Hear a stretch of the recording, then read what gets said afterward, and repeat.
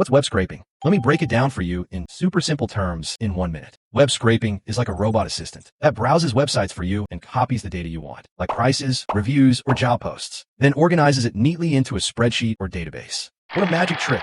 But wait, why would anyone use this? Well, imagine. First, it can compare prices from tons of e-commerce sites, such as on Amazon or eBay, to optimize product pages and adjust selling strategy. Second, it can track trends from social media or news, scraping trending hashtags and video ideas from TikTok or Reels. And it can train AI models with real-world data to lead generation, find potential customers on Twitter or Reddit. It's a super data man. When practicing web scraping, Proxy IP is your first choice, so your spider won't get detected or blocked by the site you're crawling. This is where residential proxies play a key role. Looking for a proxy provider? Try IP Cook. New users get 100 megabyte of free traffic. Links in the description. Let me know in the comments what you think of web scraping. Subscribe and see you in the next one. IP Cook, your fast and reliable proxies for every need.